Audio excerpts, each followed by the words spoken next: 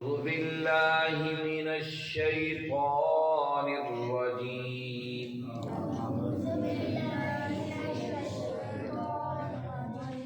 بسم الله الرحمن الرحيم.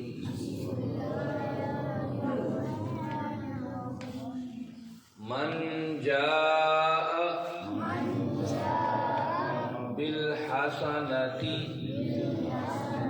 فله عشر أمثالها ومن جاء بالسيئة فلا يجزى إلا مثلها وهم لا يظلمون. قل إنني هداني ربي إلى صراط مستقيم دينا قيما قيما ملة إبراهيم حنيفا وما كان من المشركين. قل إن صلاتي ونسكي ومحياي ومماتي لله رب العالمين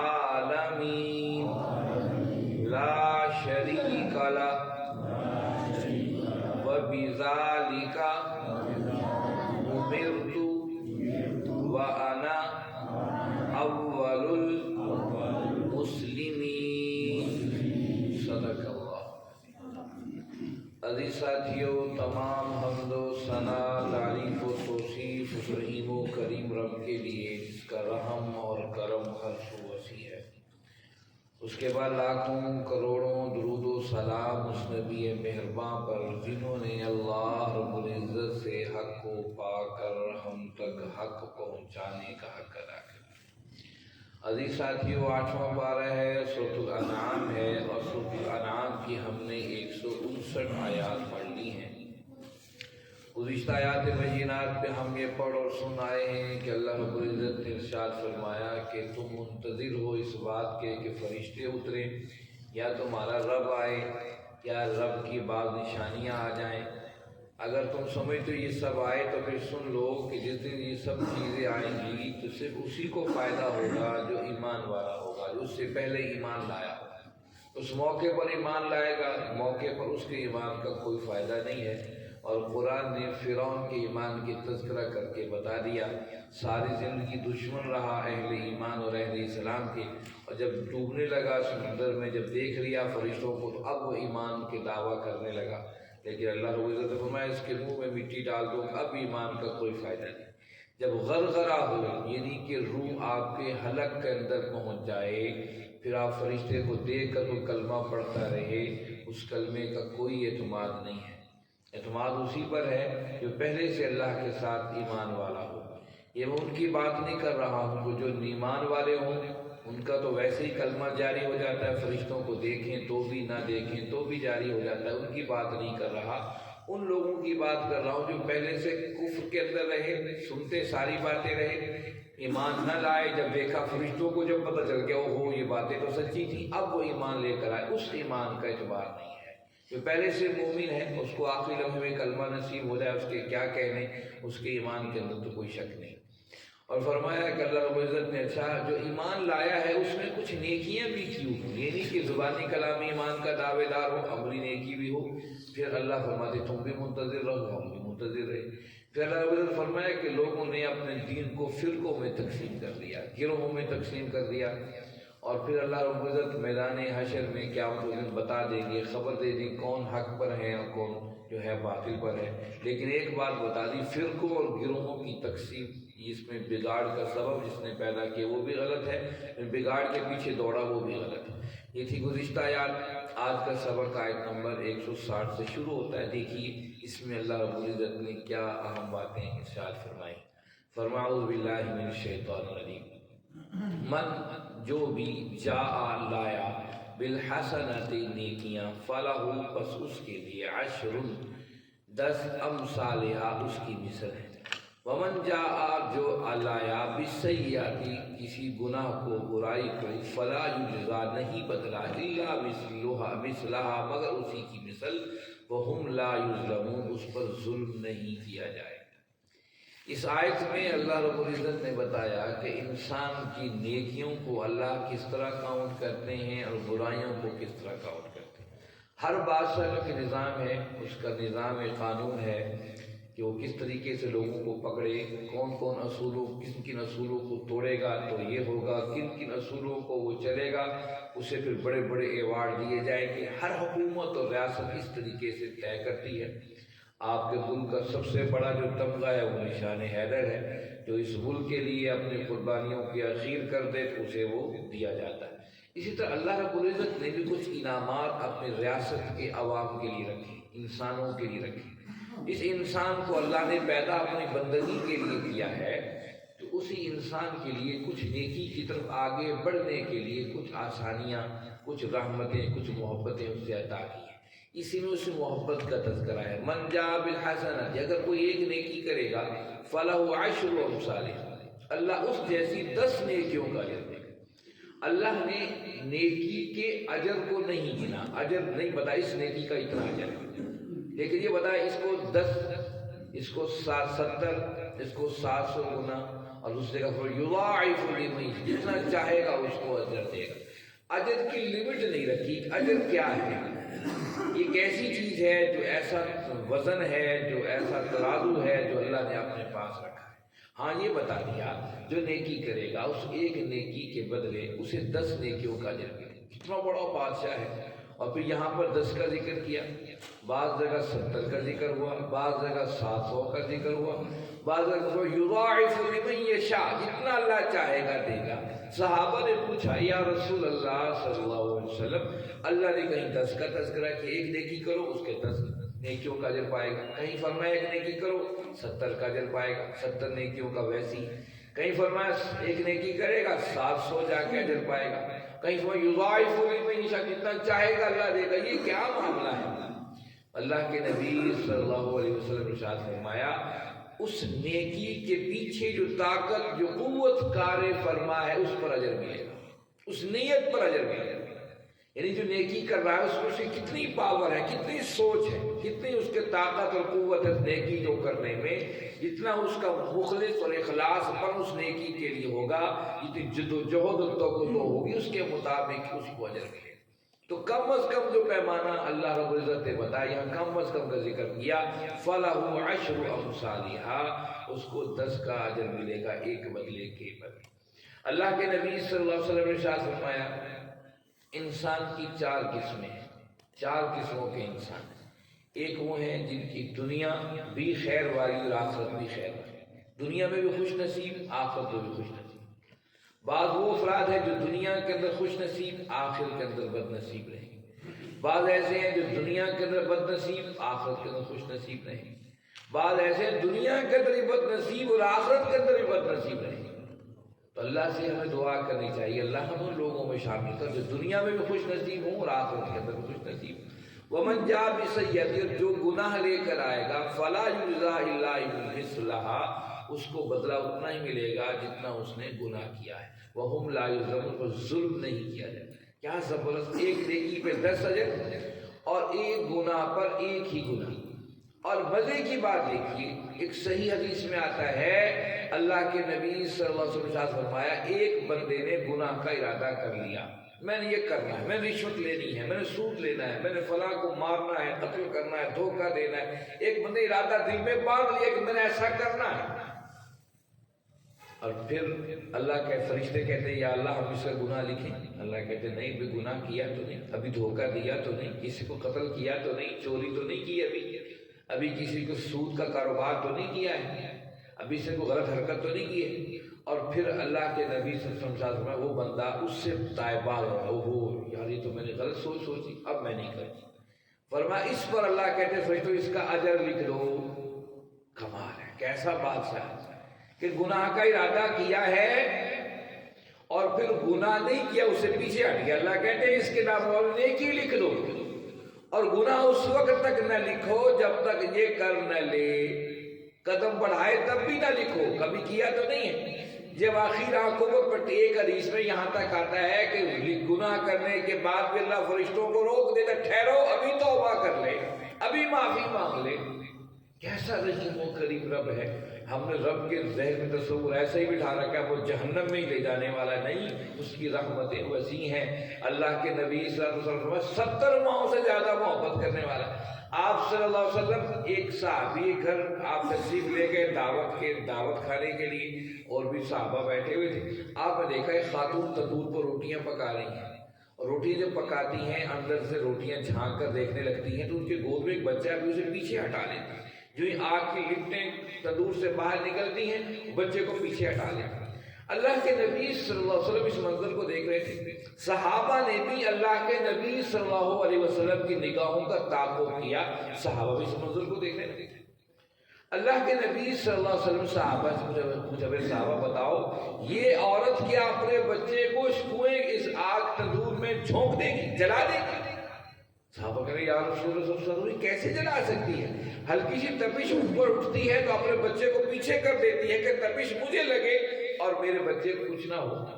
فرمایا دیکھو یہ ایک ماں ہے اور تمہارا رب 70 ماہوں سے زیادہ اپنے بندے سے پیار کرتا ہے, وہ تمہیں کیسے جہنم میں ڈال سکتا؟